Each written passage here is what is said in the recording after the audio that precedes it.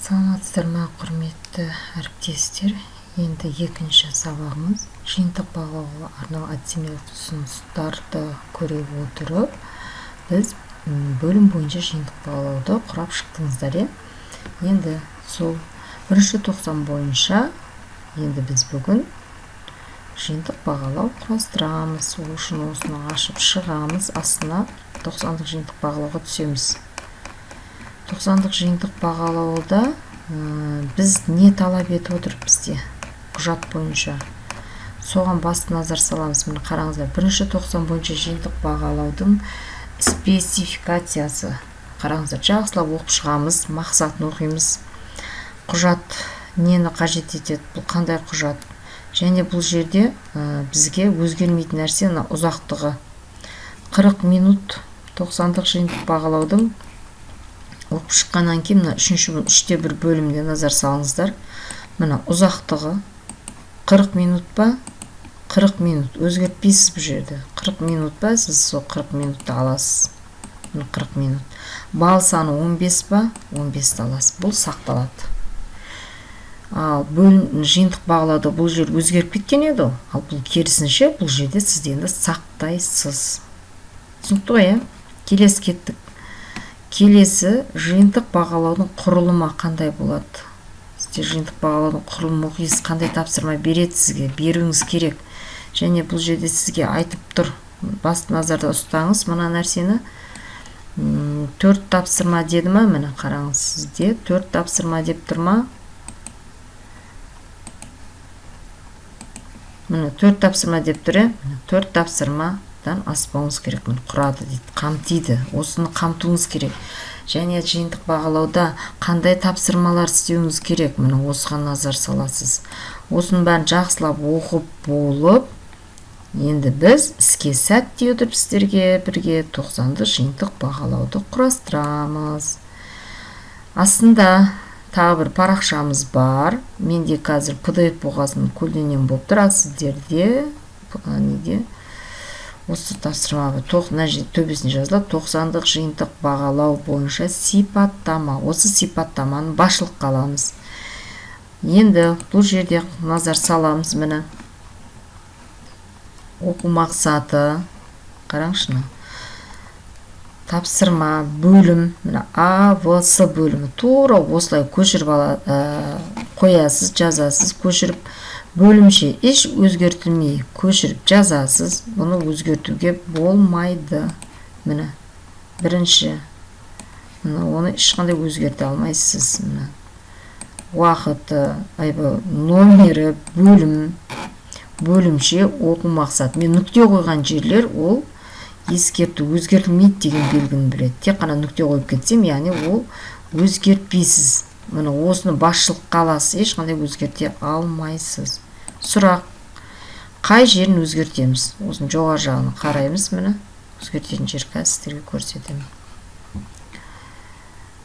Өзгертетін жерді мен сыз тастаймын, себебі солай айырмашылығын біліңіздер деп істеп тұрмын.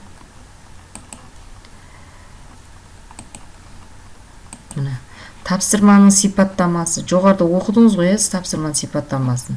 Сіз соғаны сүйене отырып осы жерді өзгерте аласыз. Бірақ жоғарыдағы сізге берілген жәндегі құжат түрінде берілген спецификацияда қандай тапсырма істеді сізге? Нені басшылыққа деді? Соған назар сала отырып тапсырманың сипаттамасын өзгертесіз. Және сіз тапсырманың санын өзгерте алады екенсіз. Бұл жерде 4-еу ма? 4-еу. Қалай өзгертуге болады? Мысалы, бірінші тапсырмада сіз бұл жерде біреу беріп тұр ма? Сонда 2 қылыңыз. Екінші тапсырмада біреу беріп тұр ма? Сіз 2 қылыңыз, керісінше.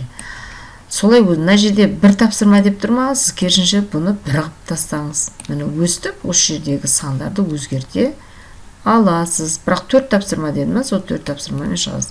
4 тапсырма қайсында ұстанасыз? Оны өзіңіз шешесіз. Міне осыны басшылыққа аламыз. Сөйтіп, қайта бұл 90-дық жиынтық бағалауымыз. Жиынтық бағалауды құрып үйренген адамға ешқандай қиындығы жоқ. Тек қана оны оқып шықсаңыз ғана болды. Қазір сіздерге енді менің жиынтық бағалы сіздерде кейін оқыған кезде оқисыздар, 2 апта қанша отырып көз майыңызды тауысып оқисыз, бірақ айтатын ең соңғы қорытындысы жинақтап келгенде осы нәрсені істесеңіздер сіздер өтіп кетесіздер ғой. Курста берген тапсырманы В бөлімі бойынша деп істейсіздер. Міне осындай графа беріледі, графаны сызып аласыздар да, және де өзгермейтін тұстың бәрін мен бөлім текстилердің оқу мақсатын әкеп осы жерге қоясыздар. Ойлау дағдысын өзгертесіз бұл жерде. Ойлау дағдысын өзгертесіз. Математиканың дағдылары қандай, соны қоясыз. Тапсырмаңызға қарап, тапсырманы өзгертіп, мені қараңыз. Енді тапсырманың түрін жазып, міндетті түрде түрін жазасыз. Уақытты өзгерте аласыз мына жердегі, бірақ жалпылама уақытты өзгертпейсіз. Орында уақытын өзгерте аласыз тапсырмаңызға қарап. Мысалы, мына жерде 5 минут болып берілсе жоғарыда, мен бұл жерде 10 минут деп өзгерттім. Себебі тапсырманың күрделілігіне байланысты. Және бал санын өзгертесіз. Бірақ ең соңында өзгермейтін жер мынау.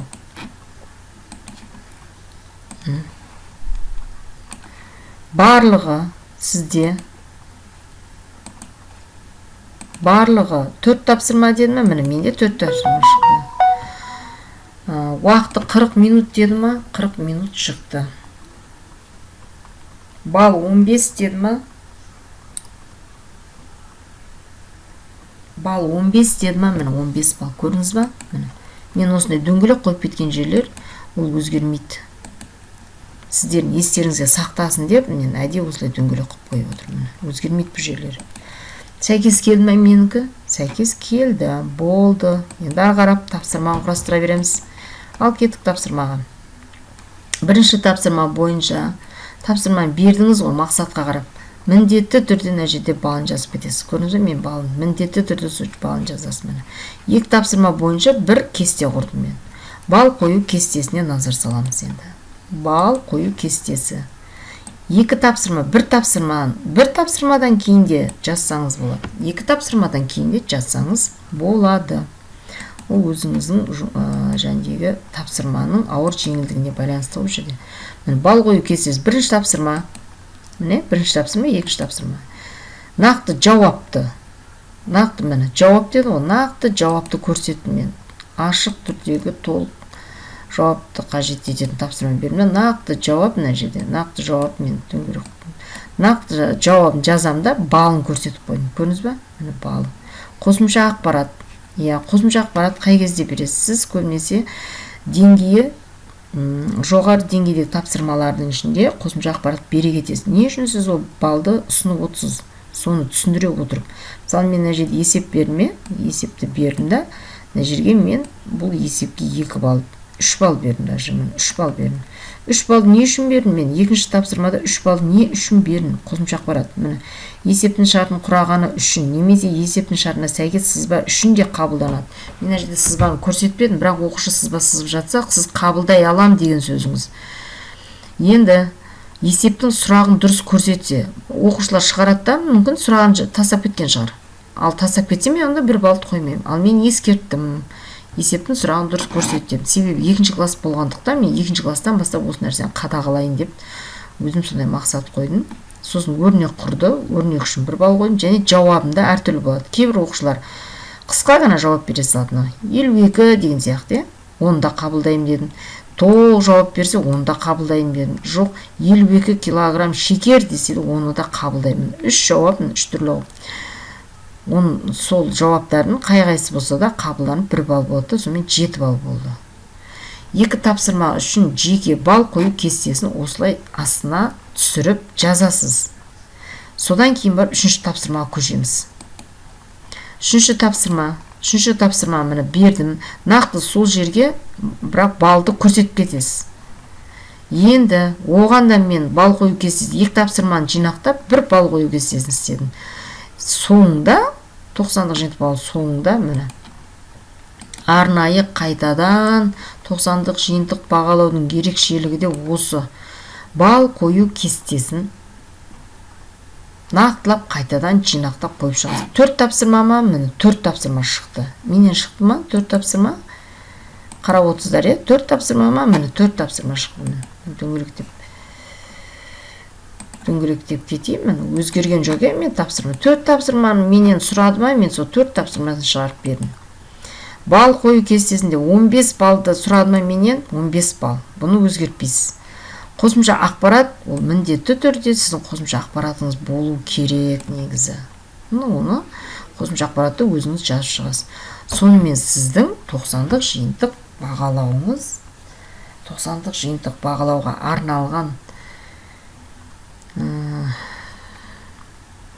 бал қою кестесі осымен бітті. Сөйтіп сіздің 90-дық жиынтық бағалауыңыз оқушыларыңызға дайын. Ешкімнен сұрамайсыз, ешкімнен жәндегі мына жерді мынандай қойыпсың деп спорный сұрақтарды қоймайсыз. Миыңызды ашып өзіңіз алыңыздағы осы бастан қазір құрып қойыңыз, өзіңіздің оқушыңыздың деңгейіне қарап.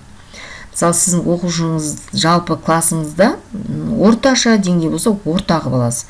Тіпті бәрі бір 30 оқушының бір 19-ы керемет оқиды десеңіз, орташа аласыз. Олда да жоғарыда қылып алмайсыз тапсырманы, төменде қылып алмайсыз. 90-дық жиынтық бағалауда орташа істейсіз, сөйтесіз да осындай тапсырмаларды бересіз. Сөйтіп ешкімнен көшірмейсіз, басқа алмайсыз, өзіңіз аласыз, бал қою кестесіне өзіңіз жауап бересіз.